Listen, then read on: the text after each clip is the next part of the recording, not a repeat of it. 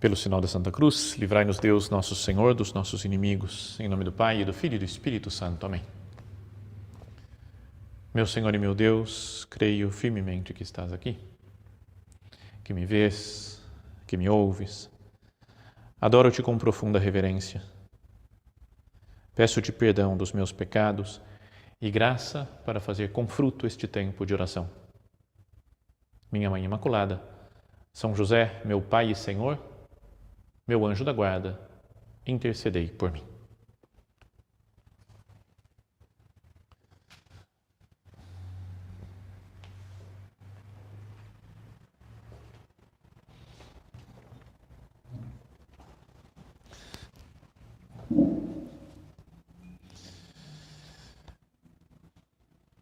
Várias vezes acontece na nossa vida, principalmente na nossa vida espiritual, quando a gente quer alcançar, digamos assim, uma meta espiritual, que nós conseguimos perceber que é Deus quem faz as coisas, que é Deus quem nos guia, que é Deus quem nos dá a graça para realizar as coisas.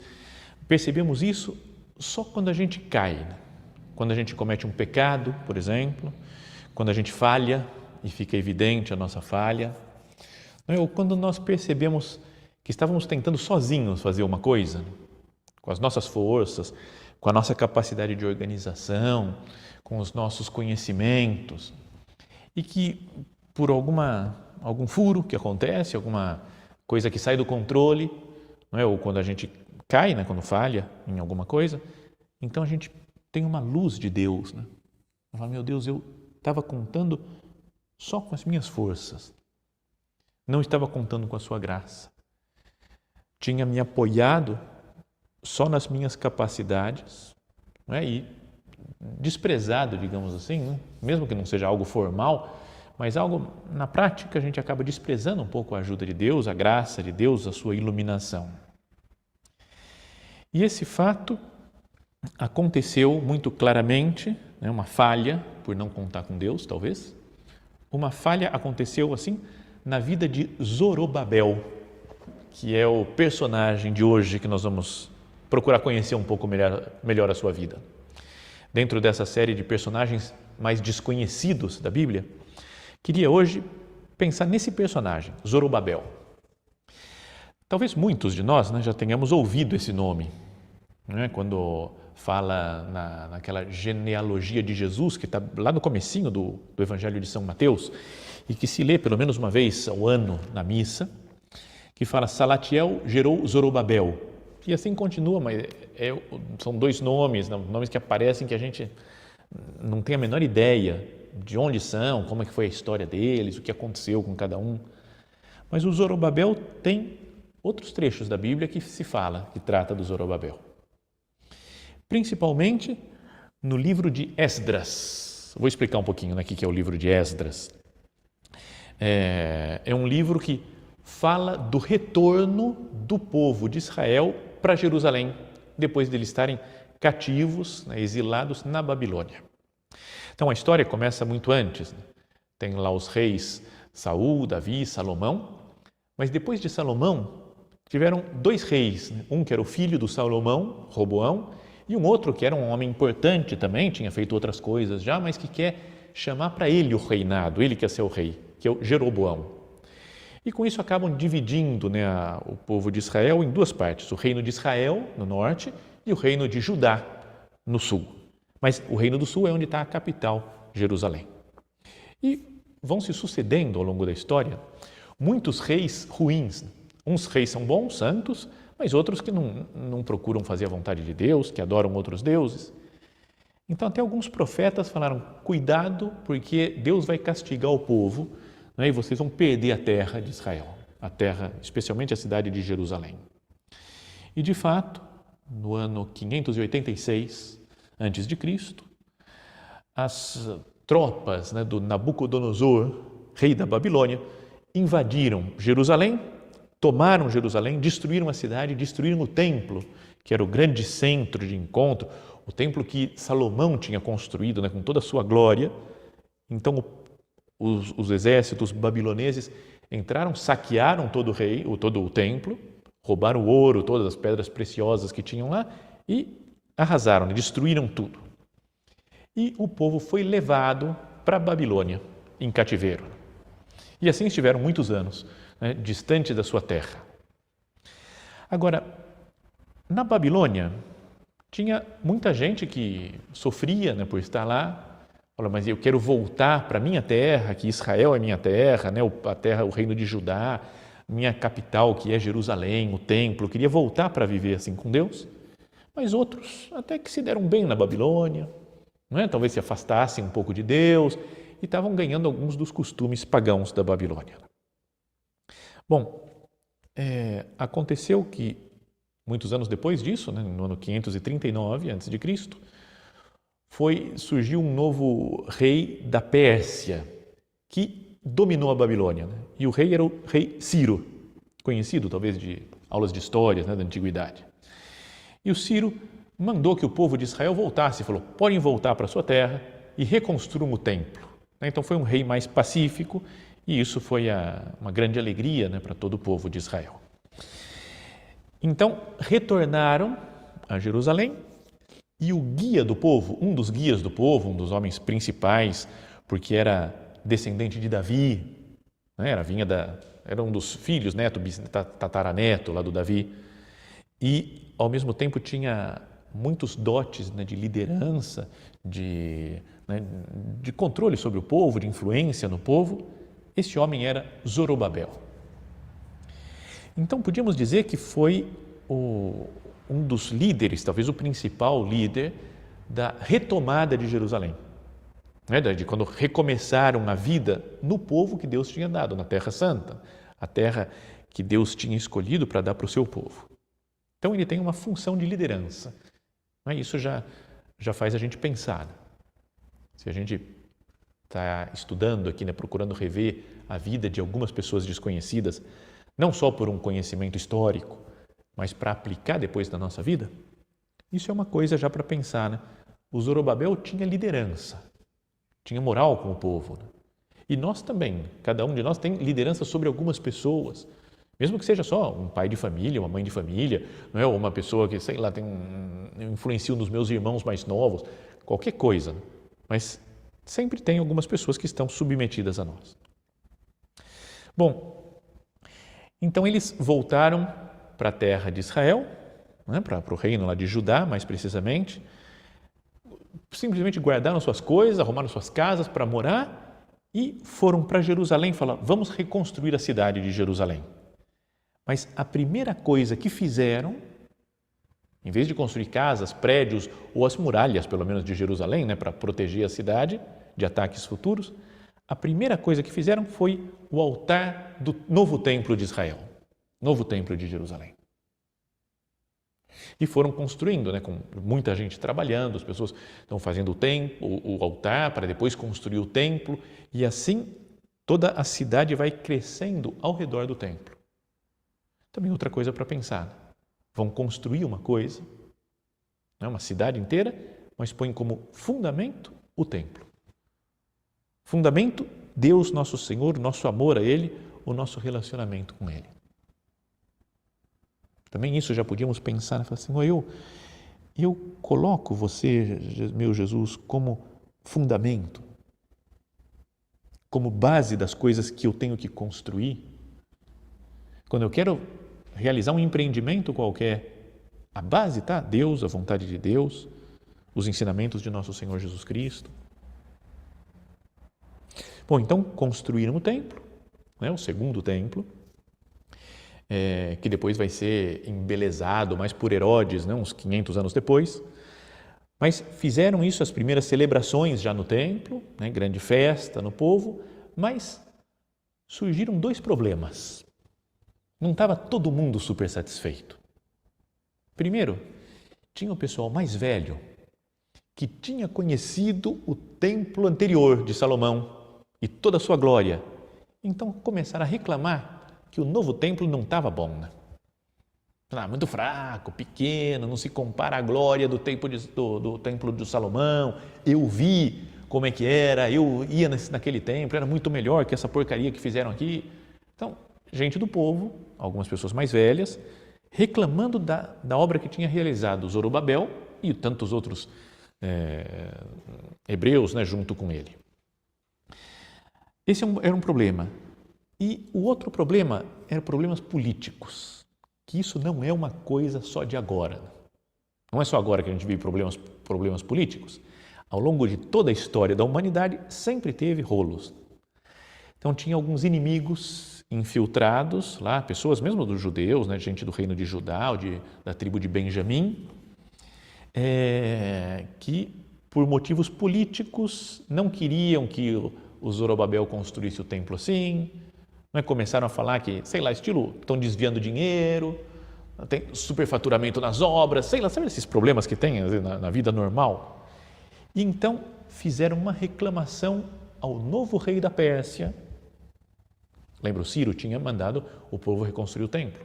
Mas já tinha passado, né? Tinha morrido Ciro, outros reis vieram, e era um rei que se chamava Artaxerxes, e ficou convencido por esses inimigos do Zorobabel e companhia, e barrou a construção do templo. Falou, chega, se acabou. Ninguém mais constrói templo. Então, ficou sem terminar o templo, por pressões políticas, por reclamações, por queixas, né, daqueles mais velhos. E se parou a construção do templo por 16 anos. O que aconteceu com Zorobabel nesses 16 anos? Não se sabe. A Bíblia não conta, não fala nada, mas ficou um tempão na sua casa. Podíamos imaginar, né? Vamos procurar pensar com a nossa imaginação. Se nós fôssemos o Zorobabel, né? Estamos construindo a obra da nossa vida, que é reconstruir a cidade de Jerusalém, começar com o templo, com o altar do Senhor, e depois vem gente reclamando, falando mal, outros inimigos políticos, aí o rei fala para parar a construção. Então, imagino que o Zorobabel deve ter ficado muito entristecido com aquilo. Era como que a obra da sua vida, né, reconstruir a cidade de Santa. E foi impedido. Desânimo, irritação com o rei, irritação com as pessoas, falta de esperança. Pensei que um dia ia ter um templo bonito construído pela gente, estava todo mundo animado, aí de repente começou esse falatório, essa coisa, e já desanimamos, a coisa não vai para frente. Então assim ficou, né? Talvez chateado, triste, desanimado, irritado, desesperançoso, o Zorobabel. Até que Deus mandou 2 profetas para falar com ele. Diz assim no capítulo 5 do livro de Esdras. Então essa história está do capítulo 2 até o capítulo 5 desse livro de Esdras, no Antigo Testamento, para quem quiser ler depois. Mas diz assim, no início do capítulo 5, o profeta Ageu e o profeta Zacarias, filho de Ado, falaram então profeticamente aos judeus de Judá e de Jerusalém, em nome do Deus de Israel que estava com eles. E então Zorobabel, filho de Salatiel, e Josué, filho de Josedeque, se movimentaram e retomaram a reconstrução da casa de Deus em Jerusalém. Os profetas de Deus estavam a seu lado, dando-lhes apoio. E assim foi retomada a construção do Templo de Jerusalém, que se acabou 4 anos depois. Então, aqui termina, né, a história do Zorobabel. São poucas páginas lá da Bíblia que falam dele. Mas só com isso que nós recordamos aqui, podíamos pensar, né? Senhor, como que essa história desse personagem da Bíblia pode influenciar a minha vida? Me dá alguma luz, Senhor, para que eu melhore em alguma coisa, para que eu cresça, que eu viva mais perto de você, da sua vontade, meu Deus. Então, assim como qualquer pessoa, o Zorobabel tinha coisas muito boas e coisas ruins. Todos nós temos pontos fortes e pontos fracos. E o Zorobabel também, pontos fortes e pontos fracos. Então, por um lado, a gente vê que ele sabia começar bem as coisas, tinha essa função, essa atitude de liderança que é importante ter, né? Sabia começar bem, mas tinha talvez dificuldade em continuar as coisas difíceis. Quando se apresentava alguma dificuldade, ele desistiu, parou por 16 anos a construção do templo. O seu sucesso talvez dependesse muito dos incentivos que ele recebia.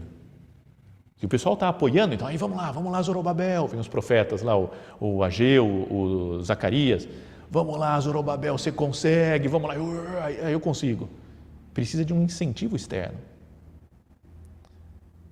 Começava bem as coisas, mas deixou que o desânimo vencesse. Mas quando deixou Deus assumir o controle, ouviu a palavra do profeta, não é? Que no fundo é ouvir o que Deus está falando para ele, né? Num momento de oração, talvez venha o profeta fala algo, é como Deus que fala conosco aqui na nossa oração. Então retomou o controle, retomou o trabalho que ele tinha, que não tinha terminado ainda, para terminar as coisas. E nós tiramos daí, né, de toda essa história, como Deus transforma, né, coisas que parecem impossíveis em coisas realizadas. Que nós não nos deixemos, né, não deixemos que as circunstâncias, os problemas ou as dificuldades nos vençam e nos atrapalhem de realizar as tarefas que Deus nos colocou nas mãos. Porque podíamos pensar, né, foi Deus que escolheu que Zorobabel fosse lá o líder do povo na construção do templo, na construção da cidade santa. E ele falhou por não ter levado a cabo no momento em que Deus esperava, talvez. Se deixou levar pelo desânimo, pelas dificuldades, e só depois, com um novo encorajamento de Deus, é que as coisas se realizaram. Bom, então tentando ver mais esquematicamente, pontos fortes e realizações que teve o Zorobabel. Liderou o primeiro grupo dos exilados judeus, né, de volta, depois da Pérsia, lá do que era a Babilônia, do reino da Babilônia, para Jerusalém. Então era líder. Então, se é um ponto forte, podíamos pensar, né, na nossa vida, eu sou líder também. Eu tenho uma liderança apoiado em Deus, né? Eu tenho uma missão, como Zorobabel, eu tenho uma missão de construir o templo. Eu tenho uma missão apostólica, de construir um templo de Deus nas almas das outras pessoas. Podíamos pensar assim, né? Sobre esse aspecto do apostolado, essa luz da evangelização. Deus também quer que eu construa um templo na alma de cada pessoa. Deus quer que eu construa um templo na sociedade em que eu vivo. Santificar a sociedade, colocar como centro Deus. Então, essa é a primeira coisa boa, que ele tem uma consciência de que está tentando fazer a vontade de Deus. A outra coisa é que depois da ajuda dos profetas, do Ageu e do Zacarias, ele realizou, construiu o templo. E nisso ele demonstrou sabedoria para aceitar essa ajuda dos profetas. Que essa é uma coisa boa, um ponto importante, né, positivo do Zorobabel. Escutou a vontade de Deus através dos profetas.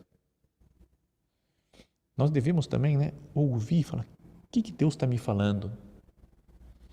Através da oração, através de um conselho de outra pessoa, numa direção espiritual, através de uma correção até que outra pessoa me faça. Eu também posso mudar a minha vida. Estava lá no meu canto desanimado, triste, irritado, e vem o profeta e fala, vamos, é que Deus está com você para você construir esse templo. Então é uma imagem até, essa história do Zorobabel, das nossas contínuas conversões, as conversões que cada um tem que ter. E uma coisa importante, que depois mesmo que ele tenha desistido no caminho, é que ele começou o seu projeto de construção da cidade baseando no altar do templo. Como ponto focal, falou, o mais importante é o templo de Deus. E o mais importante, né, a gente sabe pelos outros acontecimentos, a história de nosso Senhor Jesus Cristo, quando ele fala, né, desse templo mesmo, que depois foi embelezado lá, aumentado muito por Herodes, que Jesus falou, pode destruir esse templo e eu o reconstruirei em 3 dias. Eles falam, como assim? Foram 446 anos necessários para construir esse templo, como que você fala em 3 dias e tal? Mas São João falou que depois que ele ressuscitou, o pessoal percebeu que ele falava do templo do seu corpo. Então, no cristianismo, o novo templo, onde se deve prestar culto, é Cristo. Ele é o templo de Deus. Cristo nosso Senhor. Então, os meus projetos de construção da minha vida pessoal, da vida apostólica, de mudança da sociedade, estão baseados nesse fundamento, Jesus Cristo.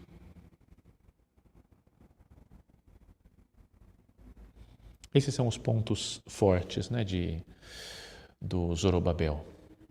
Mas tem as fraquezas dele, os erros. Então, o primeiro é que ele precisa de incentivo externo, precisa que as circunstâncias estejam favoráveis para ele realizar o seu objetivo, mesmo sendo uma vontade de Deus para ele. Ele precisa de apoio exterior. Depende muito da opinião dos outros. Senhor, perdão pelas vezes que eu também dependo da opinião dos outros. Perdão pelas vezes que eu vi alguma coisa que eu tinha que ter feito. Sabia que era o certo, meu Deus, que você me pedia isso. E eu não fiz porque ia pegar mal, porque outras pessoas começaram a reclamar, porque começaram a colocar dificuldades. E eu mesmo sabendo, Senhor, que era a sua vontade, eu desisti. Para agradar as pessoas, me deixei levar pelas opiniões alheias e não fiz a tua vontade. Esse é o grande erro do Zorobabel. Né? Não enfrentou os problemas, não enfrentou as resistências e interrompeu o trabalho de reconstrução da Cidade Santa. Pensando numa maneira espiritual, isso não é que pode acontecer na nossa vida isso também? Que nós interrompemos o trabalho de construção da cidade santa que é cada um de nós, porque outras pessoas não gostam muito, porque colocam impedimentos, porque atrapalham, porque colocam resistências. É fraquejar diante das dificuldades. Zorobabel teve dificuldades e fraquejou. Desistiu. Era uma dificuldade imponente. As pessoas não estavam gostando e o rei mandou parar de construir. Mas não tinha algo que ele poderia ter feito. Cada um de nós deve pensar isso. Estou construindo a cidade santa da minha alma. Estou construindo um templo de Cristo na alma das outras pessoas com quem eu convivo. Que eu sei que essa é a vontade de Deus, mas às vezes me perco com outras coisas, com outros problemas, com dificuldades que aparecem. Então, as grandes lições, né, que podíamos tirar desta vida, desta meditação, da vida desse homem, né, do Zorobabel, é que um apóstolo precisa continuar a sua tarefa apostólica, sempre, apesar das dificuldades. Que nós não tenhamos só uma motivação inicial. Que bom, isso daqui, sabe quando a gente se empolga e quer começar uma tarefa apostólica, né, missionária, de evangelização, quero, sei lá, dar um ciclo de palestras, conferências para melhorar a vida espiritual dos outros, ou mesmo antes, até para melhorar a minha vida espiritual, eu quero ter um plano de vida espiritual, por exemplo. E chega um momento que eu desanimo, perco o entusiasmo pelas dificuldades. Isso, sabe que no comecinho da obra do Opus Dei, parece que foi Dom Álvaro que escreveu para São José Maria uma carta dizendo assim, acabou o entusiasmo. Ele, quando entrou para o Opus Dei, está feliz, empolgado, mas depois de um tempo de luta, a vida foi ficando mais normal e falou, desapareceu aquele entusiasmo que eu tinha. E o São José Maria depois até recolheu um ponto de caminho que ele falava disso, que era, tu não deves trabalhar por entusiasmo, né? Não são palavras textuais, mas pela consciência do dever, né? De fazer a vontade de Deus. O Zorobabel passou entusiasmo, apareceu dificuldades e ele parou. Então, Um apóstolo, então, precisa ter um entusiasmo inicial para fazer a vontade de Deus, mas também animar as outras pessoas e animar a si mesmo continuamente, ao longo do tempo, para que a vontade de Deus chegue à sua realização. Depois, assim como Zorobabel teve os profetas, cada um tem que procurar os seus próprios profetas, né? Que o animem na tarefa apostólica, na tarefa da santidade. E acho que são esses dois principais, como eram dois principais profetas lá, os dois, o Ageu e o Zacarias, aqui também temos dois, né? A oração e a direção espiritual. Oração, conversar com Deus, meditar a sua palavra na Sagrada Escritura, conversar com Cristo, ouvir o que Jesus tem para falar para nós, né? Ou que o Espírito Santo nos sopra ao ouvido. Isso é uma coisa. E depois é a direção espiritual, né? Oração e direção espiritual. Ouvir os conselhos, né, de uma outra pessoa que veja de fora a minha situação. Então, procuremos nos colocar aqui na presença do Senhor, né? E que o exemplo dessa vida de Zorobabel nos inspire a seguir suas características boas, positivas, e nos alerte, né, para fugir dessas coisas que ele demonstrou fraqueza. Procuremos estar na presença do Senhor, né? Agora mesmo na nossa oração, e pedir isso: Senhor, me faz aprender da vida desse personagem da Sagrada Escritura. E é um personagem, voltamos ao que dizíamos lá no comecinho da meditação, que ele aparece na genealogia de Jesus Cristo, que coloca lá São Mateus no comecinho do seu evangelho. Fala assim: depois do exílio da Babilônia, Jeconias gerou Salatiel, Salatiel gerou Zorobabel, Zorobabel gerou Abiúde, Abiúde gerou Eliaquim. E aí vai chegando até que gerou José, esposo de Maria, de quem nasceu Jesus Cristo, o nosso Salvador. Então, olha só que coisa mais maravilhosa. Esse homem, que tinha coisas boas e coisas ruins, está dentro da genealogia de Cristo. Passa por ele a salvação da humanidade. Mesmo sendo um homem fraco, né, que teve coisas boas, mas teve seus momentos de fraqueza, Deus continua confiando nele. Sabem que tem outras, se a gente pegasse a lista de toda a genealogia de Cristo, do Evangelho de São Mateus, a gente vai ver que tem muita gente que fez coisas boas, personagens santos, né, como Abraão, por exemplo, que fez coisas muito boas, e outras personalidades. Mas outros falam que, por exemplo, o Judá gerou Farés e Zara de Tamar, que Tamar era uma prostituta, se vestiu de prostituta para enganar o Judá. Então, entre aspas, um ato de prostituição, vem Jesus. Boaz gerou Obed de Ruth, e Ruth não era do povo, era moabita, não era do povo judeu. E Deus usa isso daí, pessoas de outros povos, para fazer nascer o seu filho na terra. Davi gerou Salomão da mulher de Urias. Lembra a história do Davi que viu uma mulher tomando banho, né, e resolveu ficar com ela, teve um filho com ela e mandou matar o marido, que era Urias. De um pecado, Deus tira coisas boas. E também aqui, nesse caso, do personagem de hoje, de Zorobabel, que tinha suas fraquezas, que gemeu diante das dificuldades, diante da pressão, quis ficar bem com o povo, ficou desanimado, ficou irritado, chateado, que precisa de ajuda externa de outras pessoas. Deus escolhe o caminho de vir para a terra através de pessoas fracas, de pessoas pecadoras. Então agora Ele escolhe nós também, com os nossos defeitos, com as nossas qualidades, para vir à terra através de nós. Não é quando nós falamos de Jesus Cristo, como procuramos construir o templo de Deus na alma de cada pessoa, quando procuramos construir o templo de Deus na sociedade em que nós vivemos. Vamos terminando, né, a nossa meditação. A continuação dessa genealogia de Cristo termina em Nossa Senhora. Essa é a única, acho que pode dizer, essa não tem pecado, não tem mancha. Viveu em tudo, né, a santidade que Deus esperava dela. E então assim vem Cristo.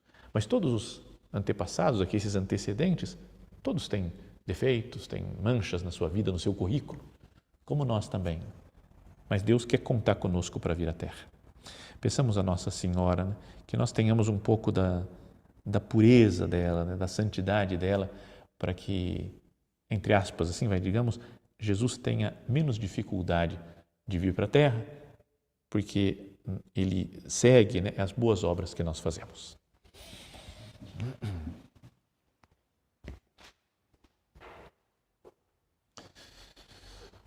Dou-te graças, meu Deus, pelos bons propósitos, afetos e inspirações que me comunicaste nesta meditação. Peço-te ajuda para os pôr em prática. Minha Mãe Imaculada, São José, meu Pai e Senhor, meu anjo da guarda, intercedei por mim.